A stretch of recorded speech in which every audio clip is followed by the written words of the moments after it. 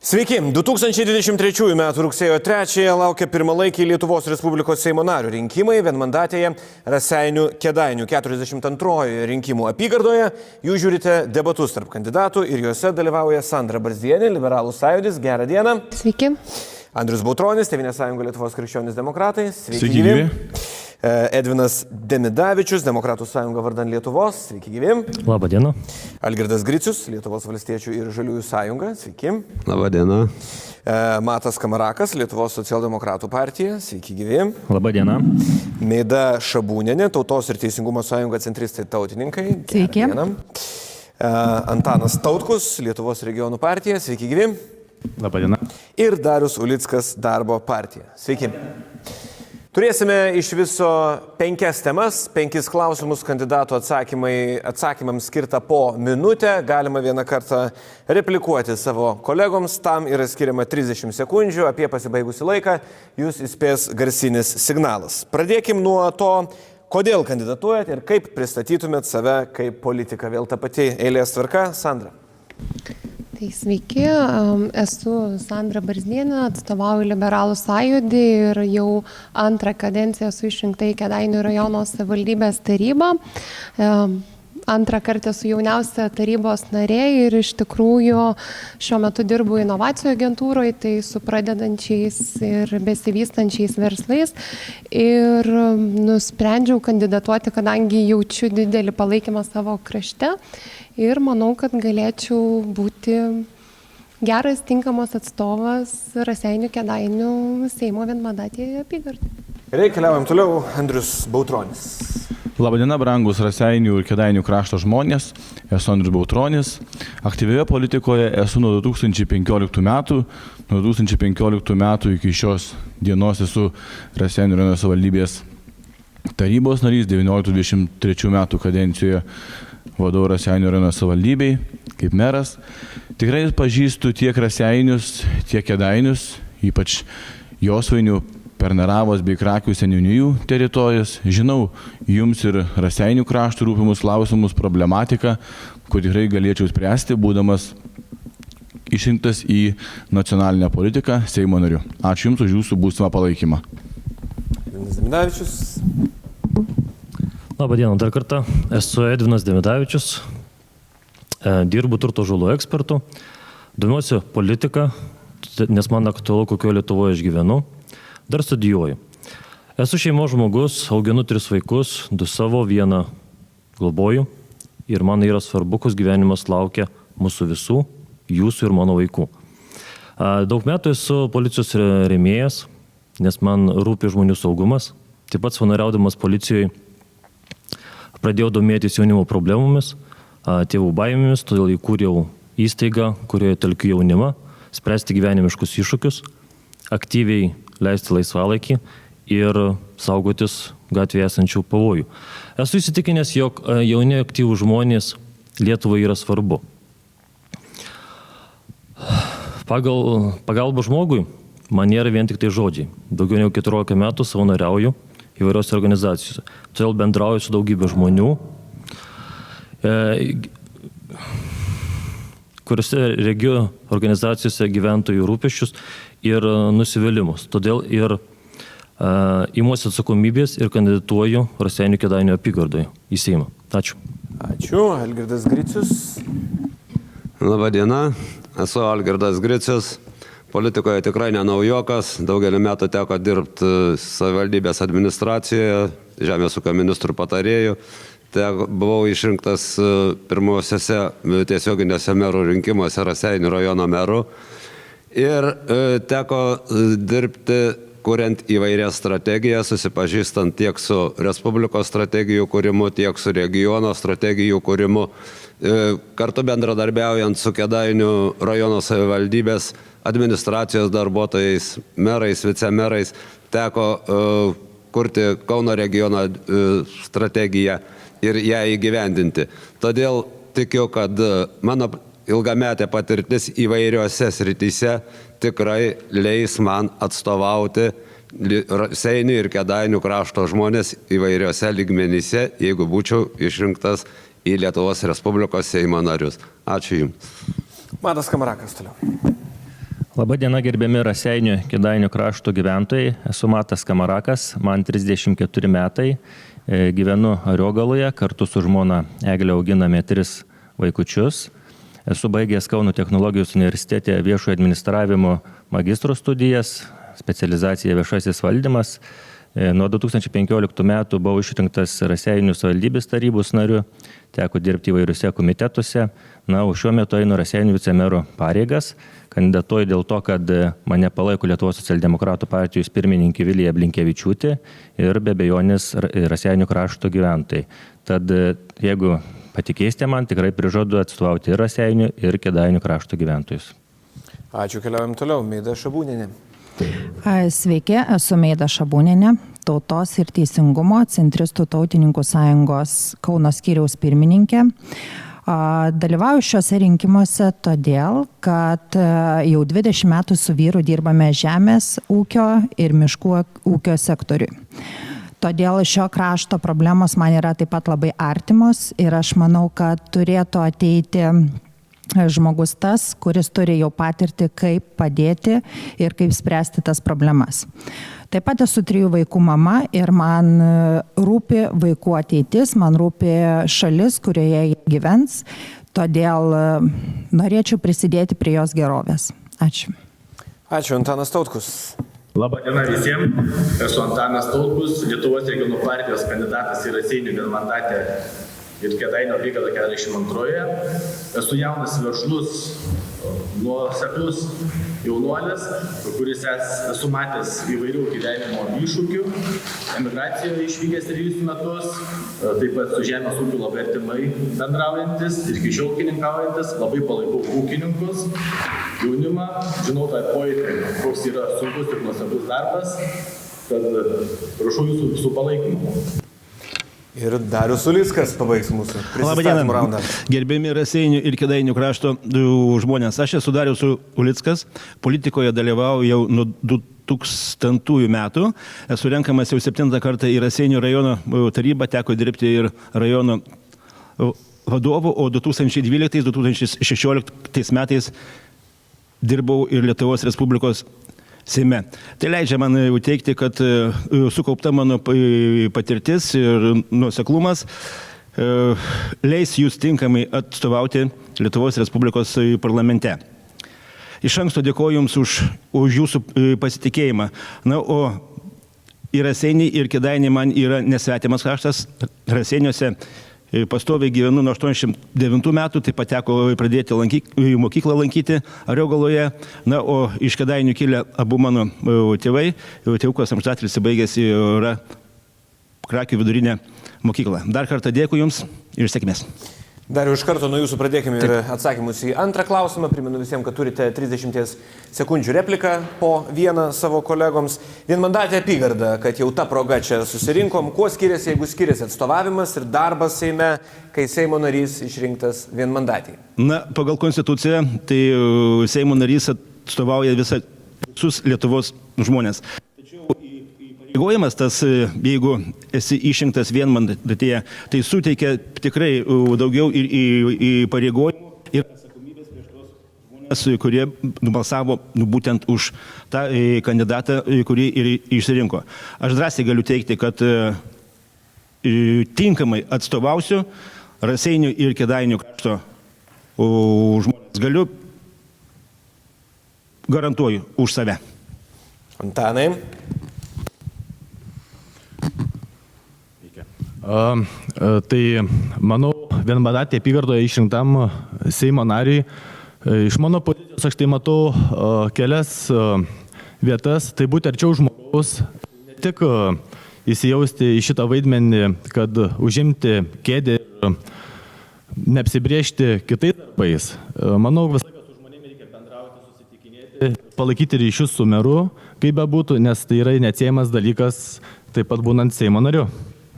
Gerai, keliaujam toliau. Meida Šabūnienė. O aš galbūt pasakysiu taip, kad ir kaip norėtumėm sakyti, kad vienmandatė labai skiriasi, tačiau čia esantis visi kandidatai atstovauja partijas.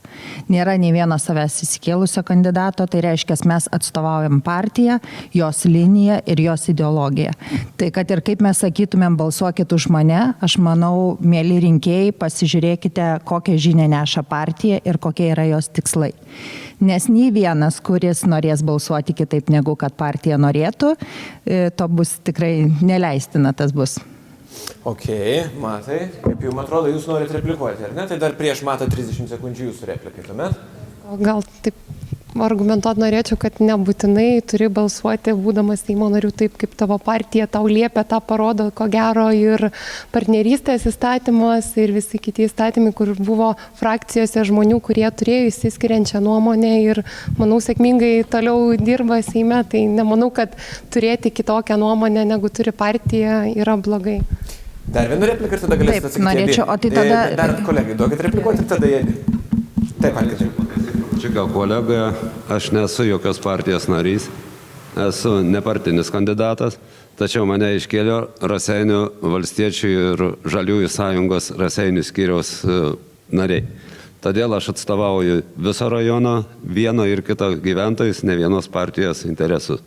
Todėl neklaidinkim bent jau šiandien rinkėjai. Galite atsakyti. Gerai, atsiprašau, tada tikrai šitoje vietoje suklydau. Tiesiog noriu pasakyti, kad visi mes kalbame, balsuokit už mane, koks aš esu ir taip toliau, ir rodome visiškai tą kitą pusę, o realiai žiūrint pagal įstatymus, balsavimus ir visą kitą, tai vis tiek partija lemia savo ir jeigu tu esi prie tos partijos, tai tau tinka ta partijos ideologija. Ei, Matai. Tai aš dar klausimą tada irgi kolegijai norėčiau paklausti, galbūt galėtų įvardinti partiją, kadangi sakė, kaip partija pasako, taip kiekvienas turi balsuoti, kuri partija balsavo 100% už tam tikrus įstatymus. Kadangi aš, kaip ir minėjau, politikoje esu naujokė, tikrai nesiruošiu čianais kažkokiu tais litanijų mokslų ir taip toliau, ar apsimetinėti, kad aš čia baisiai viską žinau. Aš tiesiog žinau, kad kiekvienas mes ateiname, jeigu ateiname į partiją, tai jinai turi mus kažkom traukti. Ir jeigu mes ateiname į partiją ir, tarkim, rodome, kaip mums rūpi šeima, kokie mes esame už tradicinę šeimą, o galiausiai partija ir pats žmogus balsuoja už tos pačios lyties santuoką, tai, yra žmonių klaidinimas ir apgaudinėjimas. Gerai, Matai, jūs tada apie vienmandatę ir jos specifiką atstovaujant. Tai Seimo narys, žinoma, atstovauja visiems Lietuvos gyventojams, bet vienmandatėje rinktas, jisai tikrai turi rodyti didesnį dėmesį savo vienmandatėje, kurie buvo išrinktas. Na, tai manau, kad labai svarbu, kad Seimo narys turėtų gerus santykius tiek su merais abiejų rajonų, kad padėtų tam tikras problemas spręsti, sakykime, kad atstovauti dėl kelių asfaltavimų, iškeltų klausimus ar kitokias tai problemas, tai aš manau, kad glaudžiai reikia bendradarbiauti su visom institucijom, padedant savivaldai spręsti visas problemas, tai aš tą tikrai pasiryžęs daryti. Algirdai. Skirtumas tarp vienmandatės ir vienmandatės rinkimų sistemos yra tikrai nemažas, kadangi daugiamandatinėje rinkimų sistemoje daugiau yra balsuojama už partijos, kaip kolegė pastebėjo, ar judėjimo iškeltus tikslus ir uždavinius, o vienmandatėje daugiau žiūrima į asmenybę, į žmogų ir daugiau yra kovojama, sakysim, dėl rinkėjų savo idėjomis, asmeninėmis idėjomis. O darbas Seime tiek vienmandatėje, tiek daugiamandatėje yra tikrai vienodas, kadangi Seimo narys, kiekvienas Seimo narys turi būti lygus visiems Lietuvos gyventojams vienodai. Ar jisai rinktas vienmandatėje ar daugiamandatėje sistemoje. Gerai, ačiū. Edvinai. Ačiū už klausimą. Seimo narys išrinktas į Seimą. Išrinktas į Seimą, Seimo narys atstovauja visus Lietuvos gyventojus. Bet vienmandatėje šiuo atveju būna santykis stipresnis ir artimesnis su tos apygardos gyventojais. Dėl to ir įpareigoja Seimo narį palaikyti glaudesnius ryšius. Vienmandatės. Ačiū. Taip, keliaujame toliau, Andriu. Tai prieš tai kalbėjo kolegos labai aiškiai vardino, kad kiekvienas Seimo narys atstovauja visus Lietuvos piliečius. Tai kad mes kalbame apie vienmandatininko rinkimus, tai tikrai mes įgyvename gyventojų lūkestį, jog jie nori balsuoti už konkretų žmogų. Vienmandatininko pozicija tą galimybę ir sudaro. Ir šiandien dienai, kuomet mes kalbame apie vertybės, apie moralę, apie tam tikrų įsitikinimų įgyvendinimą, tai kiekvienas iš mūsų nešam tam tikrą žinią, ne partijos, ne tam tikrų politinių judėjimų, o kiekvienas savo personaliai.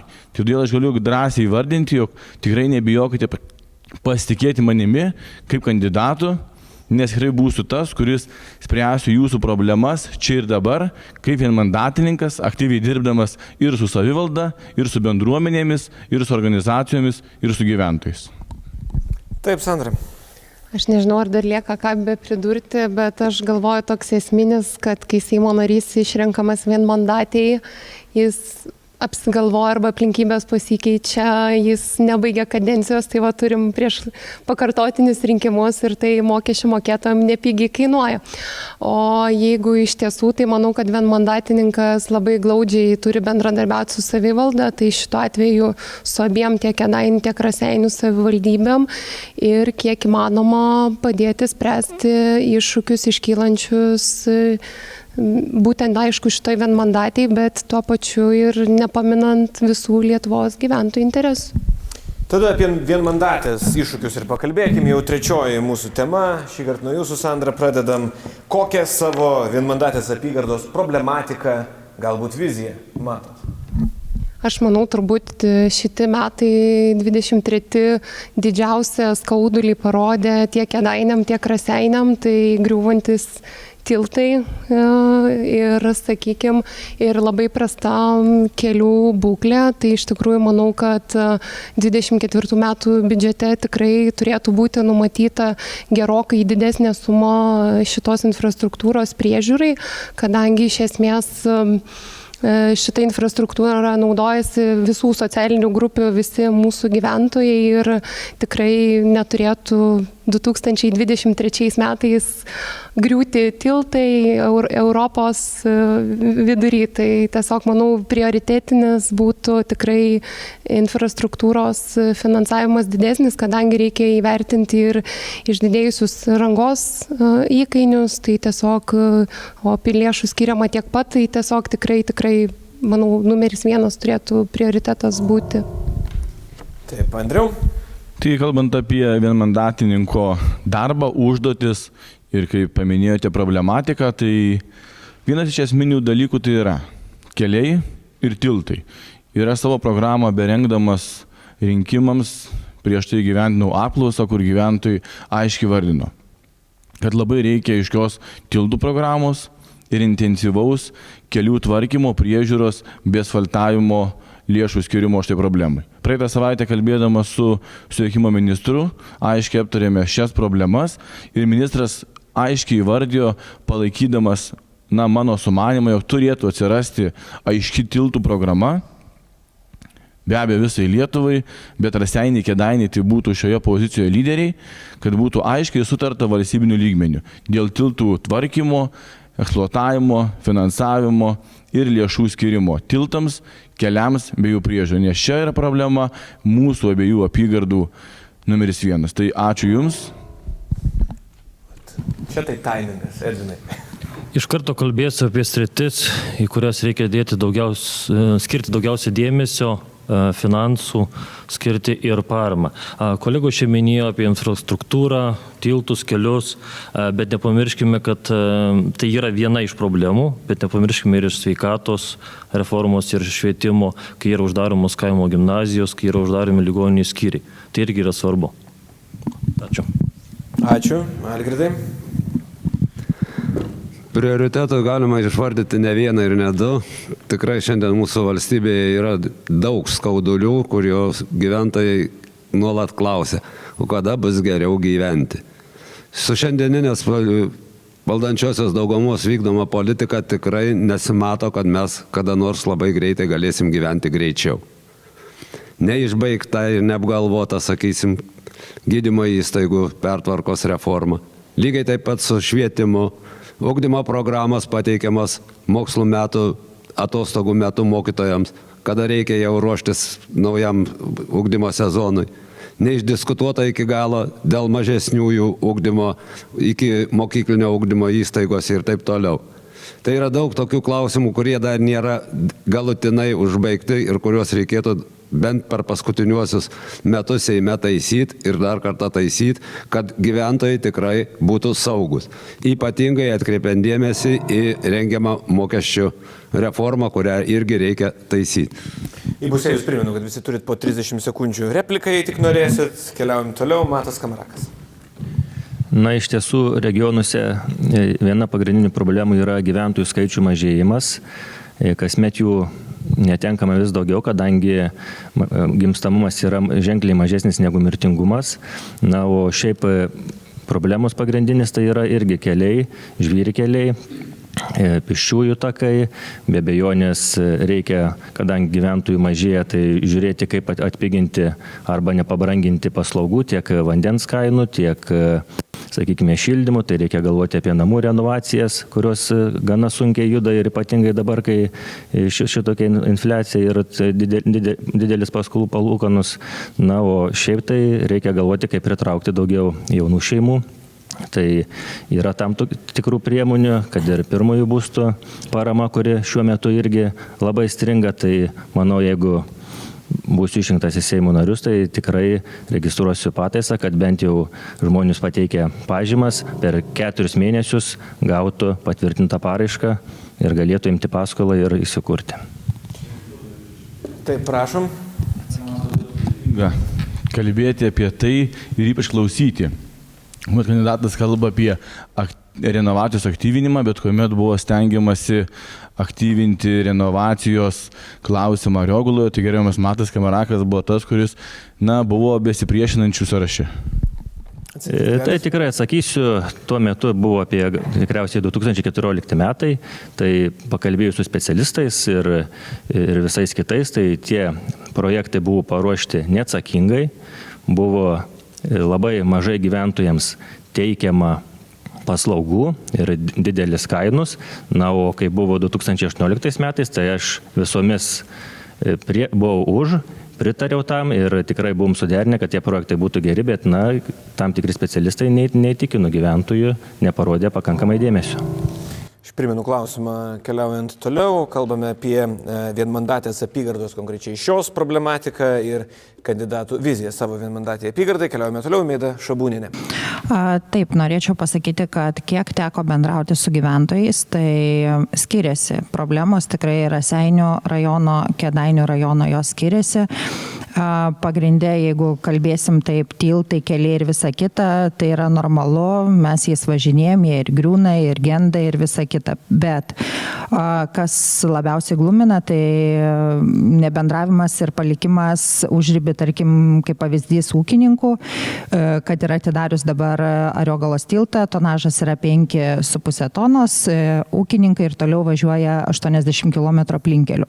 Tai aš manau, kad turėtų truputėlį įsigilinti į tas problemas, kad mes iš to gyvenam, mes norim maitintis tai, kas užauga Lietuvoje, mes norim palaikyti smulkų į verslą ir nenorime, kad išvažiuotų žmonės iš Lietuvos. Antanas Tautkus. Visi kolegos kaip ir kalbėjo, tiltai, kelialiai, keliukai, tai čia esminis dalykas. Kažkada vis tiek gausime mes atitikti Europos standartus, kad turi būti šitie keliai sutvarkyti. Tai ir būtų privilegija kaip ir merui, jų kolektyvui dėti pastangas, pritraukant infrastruktūrai lėšas. O mes kaip ir Lietuvos regionų partija jau prieš 8 metus, kada tapo Jonas Pinskus, mūsų partijos pirmininkas, jau prieš tai kalbėjom apie šitus procesus, kurie yra regionuose labai nutolusios problemos su darbo jėga, su mažėjančiais ūkiais ir dabar tik tai liekančiomis sodybomis. Mano pozicija būtų kažkaip užgarantuoti, teikti pataisas, kurios suteiktų galimybę šituose kaimuose pritraukti įmonės, kurios galėtų užtikrinti žmonių darbo vietų skaičių. Taip, Darius Ulickas. Taip, kaip kolegos ir minėjo, kad keliai, tiltai yra tikrai didžiulė problema ir tai turbūt ne tik tai Raseiniuose, Kėdainiuose, bet ir visoje Lietuvoje.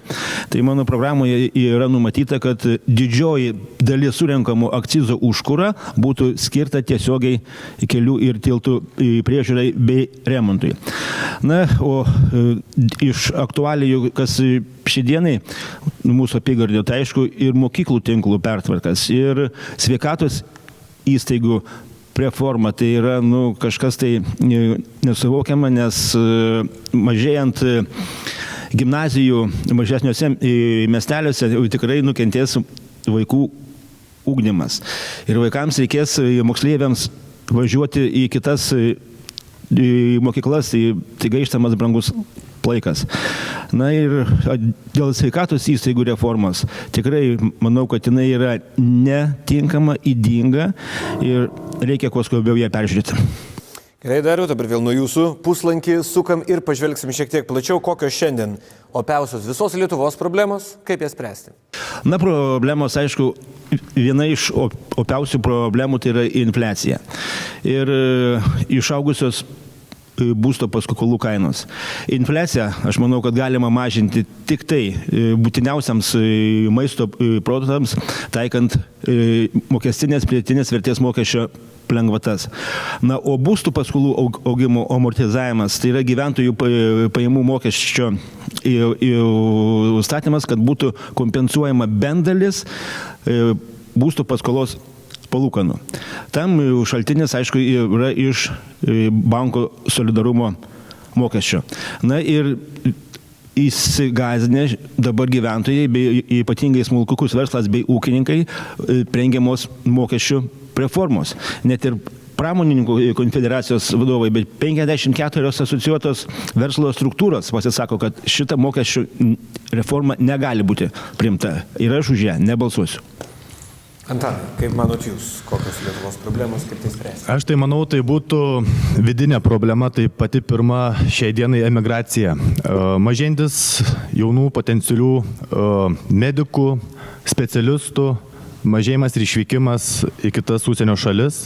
Tai dar kartą parodo mūsų nesugebėjimą politikų jų pateikti vidinę rinką, juos išlaikyti su tam tikrų potencialių atlyginimų, kurie yra tikrai nusipelnę, nes studijos trunka ne 1, ne 2 metus. Mokinas ir 13 metų, ir 14 jiem pastoviai vyksta mokinimasis. Jie vis tobulėja. Tuo pat metu, vykstant emigracijai, mes prarandame potencialius taip pat žmonės, kurie darbingo amžiaus žmonės. Mes tik matome prailginamas pensijų, darbo stažo, ilginimas, kada jau matome, kad ir 67 ir 70 metų žmonės dar dirba darbą, kuris ne jam yra. Meida Šabūnienė. Tai aš manau, tai pagrindinės yra problemos tame, kad jauni žmonės turi išvykti, jauni žmonės negali pradėti savo verslų, yra didelė problema su smulkiuoju verslu ir rėmimu jo, yra taip pat jaunom šeimom ir vėlgi taip pat galima būtų pasakyti, kad žmonės praranda viltį dėl sveikatos sistemos. Reikėtų tikrai kažką tai keisti, nes uždarimas tokiais kiekiais ligoninių ir vertimas važiuoti tokius atstumus yra sudėtinga. Realiai žmonėms reikia ligoninės ne tada, kada jie yra sveiki, jiems jos reikia tada, kada jie jaučiasi blogai ir tai turėtų būti arti ir pasiekiama. Antanai, norėtumėte replikuoti? Norėčiau replikuoti į kolegės pasisakymą, tai apie smulkųjį verslą, rėmimą. Rėmimo iš tikrųjų pas mus yra ir rajone, ir visoje Lietuvoje. Tiksliau, trūksta žmonių, norinčių verslą kurti, nes jie įsigąsta pirminių iššūkių. Tai būtų mokesčiai, kaip su jais reikia kovoti. Visi bijo iš karto, pradėjai verslą, jau tave mokesčiais apkrauna. Turėtų būti visiškai rėmimas, tas nukreiptas į šitai, kad žmogų atleistų bent 1 metus nuo mokesčių. Galite atsakyti, taip. Taip, tai tame ir yra esmė, kad dabar smulkusis ir vidutinis verslas, juokinga turbūt būtų pasakyti, kad nuo 50 darbuotojų yra daromos lengvatos. Taip? Iki 50 darbuotojų lengvatos yra kiek 50%, nuo 50 darbuotojų 100%. Tai apie kokį smulkų verslą mes kalbam. Tai turėtų būti nuo pirmo įdarbinto žmogaus, tai reikia būtent pirmiems žmonėm, kad tas verslas klestėtų. Gerai, Matai. Na, tai viena iš problemų, kaip ir kolegos kalbėjo, tai didžiulis paskolų palūkanos, kadangi yra daug šeimų pasiemusius paskolas, na, o didėjančius palūkanus tirpdo jų pajamas ir artina link skurdo ribos. Na ir, kaip ir minėjau, švietimo sistemos rytis, kadangi keliami reikalavimai, didinami mokinių skaičiai klasėje, tai ateityje neišvengiamai galbūt po poros metų mes matysime čia mūsų rajone tiek Raseinių, tiek Kėdainių nykstančias gimnazijas. Na ir žinoma sveikatos sritis, taip pat didinami reikalavimai, kad ir akušerijų skyriui iki 600 gimdymų, tai savaime suprantame, jeigu gyventojų mažėja, tai tokius reikalavimus kelti, o paslaugus reikalingus čia ir dabar. Taip, toliau. Algirdai. Aš jau kaip minėjau prieš tai, kad tų problemų yra valstybėje tikrai daug, bet mes turėtume pažiūrėti dar keletą tokių. Kaip į lietuvių kalbos įsaugojimo problemą. Šiandien mes jau matome tendenciją, kad greitai nebesinaudosime savo gimtąją lietuvių kalbą, kurią išstums vakarietiškos kalbos. Antra, mes atsisakome dalies savo tradicijų, kas yra irgi vienas iš valstybės, vienas iš tautos pagrindų. Jau po trupučiuką stumėme į šoną arba užmirštame, kas buvo prieš tai, kada mes atėjome į šį pasaulį gyventi. Dėl to, kad be praeities mes niekuomet nepastatysim ateities. Todėl tradicijų, šeimos, savokos ir sampratos išsaugojimas, kalbos išsaugojimas tikrai turėtų būti vieni iš prioritetų, o ne vien tik tai deklaracijos. Mes paskelbėme kalbos metais, paskelbėme tarmių metais, bet jų šitų deklaracijų tik tai popierėje pareiškimai ir lieka. Taip, Edvinai. Viena iš didesnių problemų turbūt būtų nykstantis kaimai. Dėja, bet regioninė politika nesulaukia norimo rezultato, todėl manau, kad reikia ieškoti didesnių galimybių remti verslą kaime, aktyvinti bendruomenės, jas telkti, taip pat skatinti jaunas šeimas rinktis būtent gyvenimą rajone, nedidmiesčiuose, bet būtina paslaugų kokybė ir prieinamumas turi atitikti tiek kaimą, tiek miestą. Ačiū. Ačiū. Andriau. Tai kalbant apie problemas, be abejo, kad šiuo metu mes visi labai akivaizdžiai matome. Didelė infliacija, kaip su to kovoti, tai be abejo, kuo skubiau peržiūrėti mokestinę naštą, kuri tenka tiesiogiai gyventojai, verslams bei įmonėms. Manau, kad mūsų būtų vienas didžiausių siekių ir mano asmeniškai, kad peržiūrint esamą įstatyminę bazę, inicijuoti mokestinę sistemą, ją peržiūrint prieš tos pačios pradėtos mokesčių reformos, kad būtų Lietuva pati patraukliausia iš kaimynių valstybių investuojant, investicijų klausimų. Taip pat net mes jam galimybės, jog vis dėlto turime dar kartelį sėsti ir kalbėti dėl neapmokestinamo pajamų dydžio, kuris tiesiogiai duoda naudą kiekvienam gyventojui didesnės pajamas. Ir be abejo, kad visus šiuos sprendimus būtų galima siekiant gyventojams geresnio pragyvenimo lygio inicijuoti jau rudens sesijoje. Taip, Sandra. Ačiū labai, tai sunku jau čia visiems pasisakius kažką papildyti, tai aš irgi iš tikrųjų žvelgčiau, kad viena didžiausių problemų yra infliacija, iš ko kyla daugybė jaunom dirbančiom šeimom lydinčių pasiekmių. Ir kalbant apie sudėtingėjančią verslo aplinką ir šiai dienai pateiktą mokesčių reformą, iš esmės akivaizdu, kad turintiems individualią veiklą arba įsisteigusiam mažasias bendrijas ta mokestinė našta ir toliau didės. Ir realiai iš tikrųjų dirbdama su smulkiu verslu ir vidutiniu matau, kad jiems labai sudėtinga, kad yra labai žema riba PVM mokesčio mokėtojų, kad taptų. Tai aš manau, kad jinai turėtų bent jau iki 65 000 būti pakelta. Tiesiog šiek tiek galėtų atsikvėpti verslai smulkus. Ir aišku, vis tiek manau, kad turėtų likti daugiau savarankiškumo savivaldybėms, kadangi tikrai nemažai nuleidžiamų teisės aktų apsunkina tam tikrus sprendimų prieimimus savivaldybėse, kurios tikrai geriau kartais žino savo rajono problematikas ir geriau savarankiškiau galėtų įsispręsti problemas. Ir atkeliavom prie paskutinio mūsų klausimo. Sandra, pradėsim šį kartą nuo jūsų. Iki kadencijos pabaigos lieka kiek daugiau nei metai. Kaip matot savo vaidmenį Seime per tą laikotarpį, kokius konkrečius projektus, bent vieną, galima iki kadencijos galo įgyvendinti? Geras klausimas.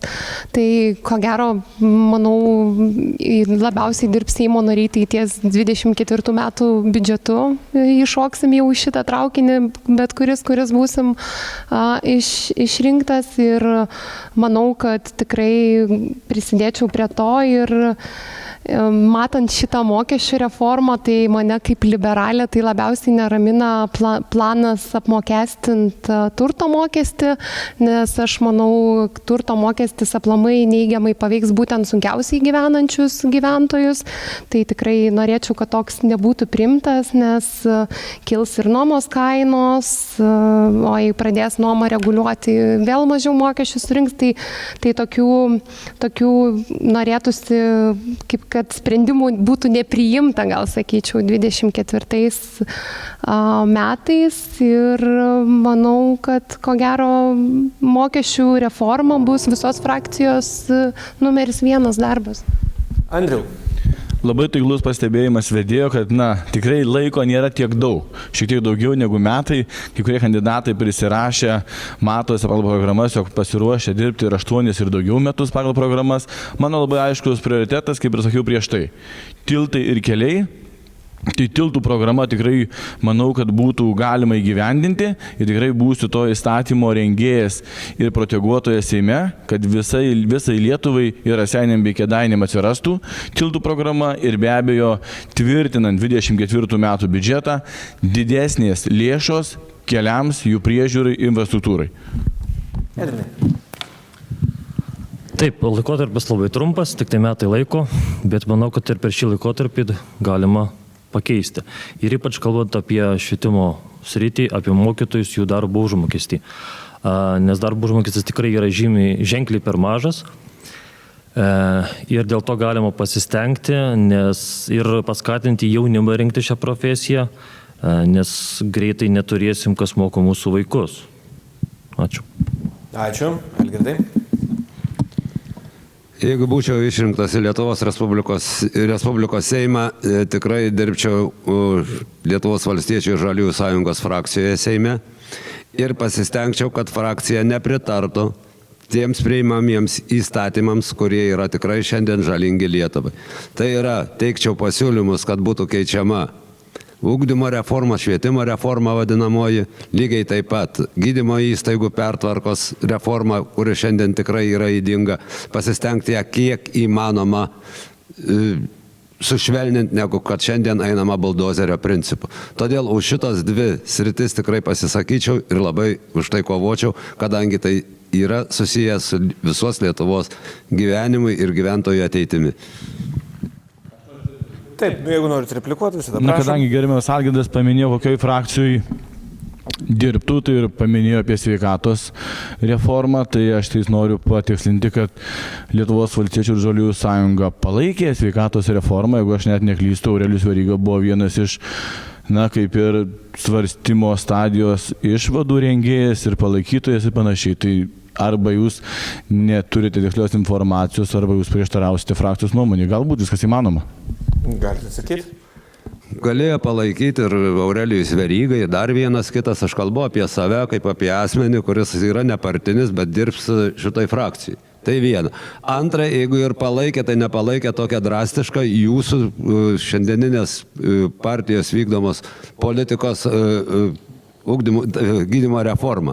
Ir jeigu paimsime konkrečiai, tai kada mes kalbėjomės dar, man būnant savivaldybės tarybos nariu, kada prašiau jūs kaip gerbiamą merą, kad kreipkim dėmesį į rodiklio nustatymą, kad jis ko būtų mažesnis regiono ligoninėms. Bet to nebuvo padaryta ir šiandien tie rodikliai yra labai dideli.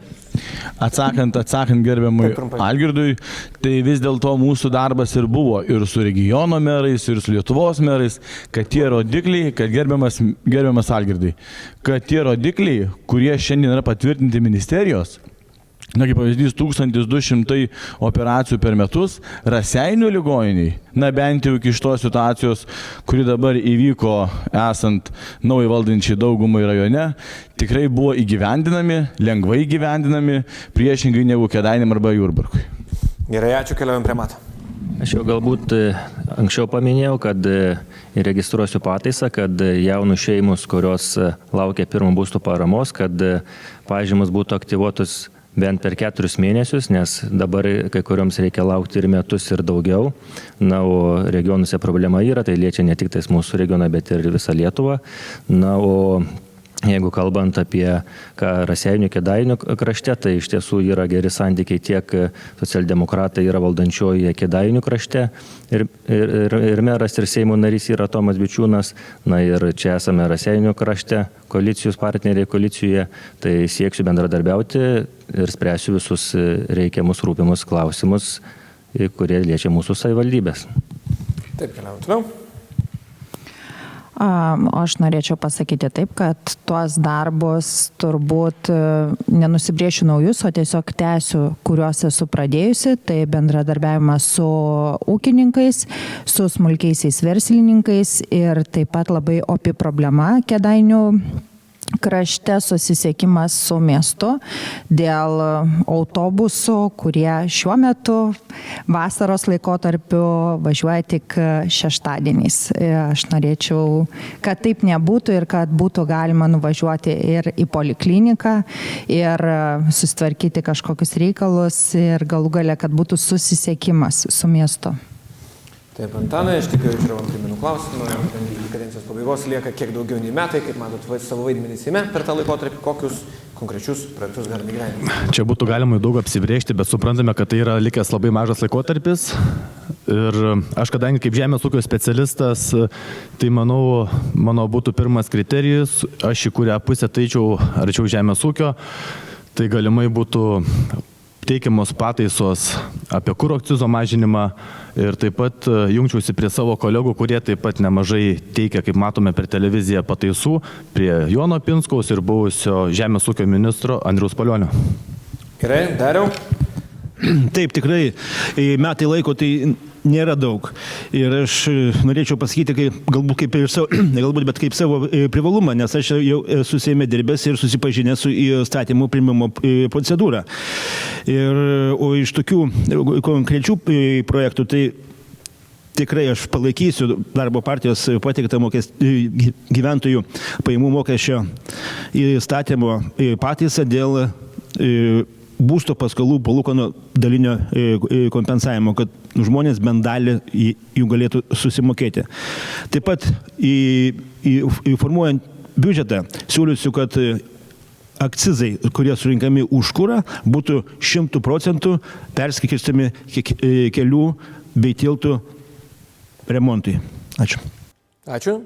Jeigu neturim replikų, vadinasi mūsų diskusija baigta. Ačiū kandidatams. Rinkimai 2023 šiemet jau rugsėjo 3 dieną. Raginame balsuoti ir ačiū, kad žiūrėjote.